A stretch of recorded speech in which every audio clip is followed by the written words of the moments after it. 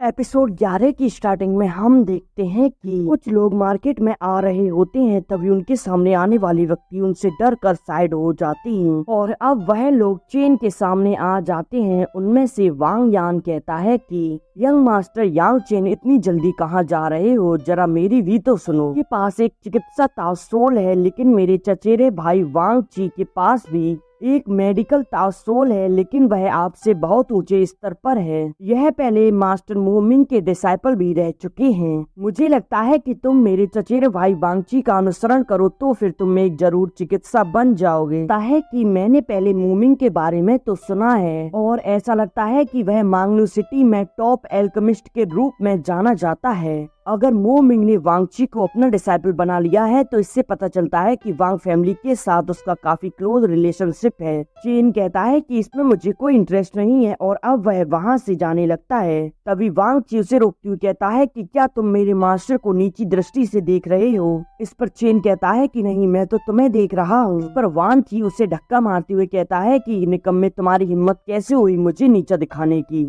वह कहता है कि मैं फ्यूचर में एक ग्रेट एल्केमिस्ट बनूंगा और तुम हमेशा निकम्मे ही रहोगे। पर चेन उससे पंगा ना लेते हुए कहता है कि ठीक है, अब मुझे जाने दो। और तभी वहाँ और लोग आ जाते हैं। वह कहते हैं कि मिस्टर वांगची, क्या हो रहा है। और चेन अब यानसेन को देखते हुए सोचता है कि मैंने सुना है कि यह कुछ हद तक प्रतिभाशाली है।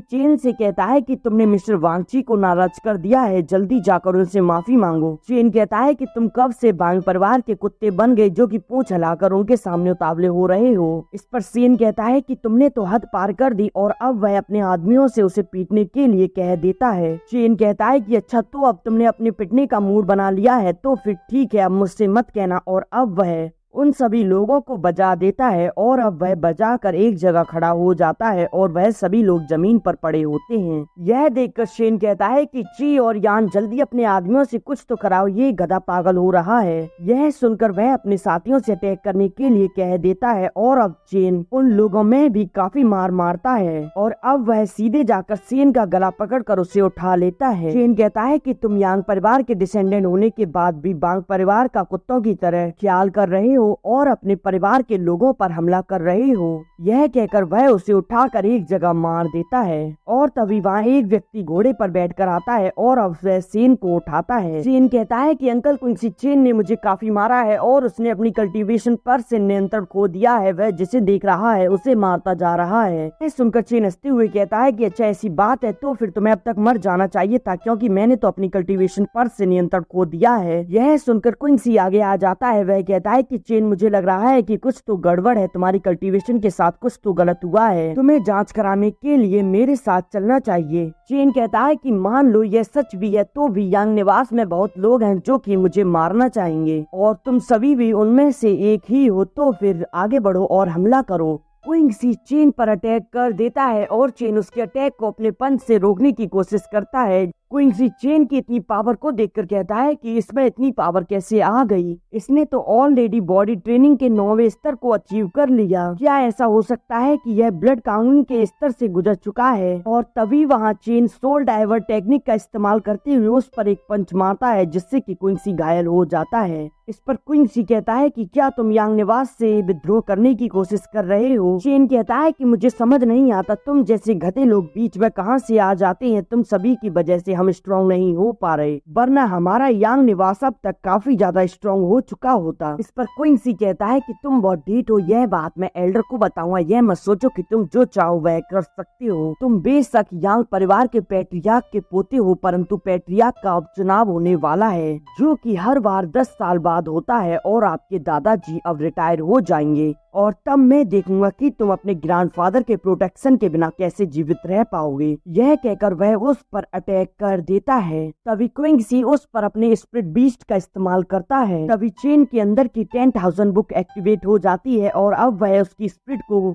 एब्जॉर्ब करने लगती है। क्विंसी को काफी ज्यादा परेशानियों का सामना करना पड़ रहा होता है और चेन उसके अंदर की तासोल को एब्जॉर्ब कर लेता है और अब वहाँ चैंग गैंग आ जाता है। वह ऐसा देखकर तुरंत क्विंसी को उठाता है। चैंग गैंग कहता है कि यंग मास्टर चेंग यांग, आपने क्विंसी के साथ क्या किया। इस पर चेन कहता है कि अंकल, क्विंसी को अभी अपनी कुयाई पर महारत हासिल करने में काफी समस्या हो रही थी, उसका जीवन खतरे में था और क्योंकि वह नियंत्रण खो रहा था इसीलिए मैंने उसकी तासोल को उसके अंदर से एब्जॉर्ब कर लिया और उसे बचा लिया। जल्दी से आप इसे यांग निवास पर ले जाएं, जिससे कि वहां पर इनका इलाज हो सके। चेंगांग कहता है कि क्या आपने किंगसी की ताओसोल को चकनाचूर कर दिया? तभी चेन कहता है कि अभी आप यहाँ खड़े हैं, इनकी जान खतरे में है, जल्दी यहाँ से इन्हें ले जाओ। तभी शेन कहता है कि आप उसकी बकवास मत सुनो, वह है जिसने अपनी कल्टीवेशन पर नियंत्रण खो दिया था, आप जल्दी से उसे अरेस्ट करो। और तभी चेन उसके एक रैप्टा मारता है। यह सुनकर वह कहता है कि तुम्हारी हिम्मत कैसे हुई मुझे थप्पड़ मारने की? यह देखकर चेंगांग कंफ्यूज होता है।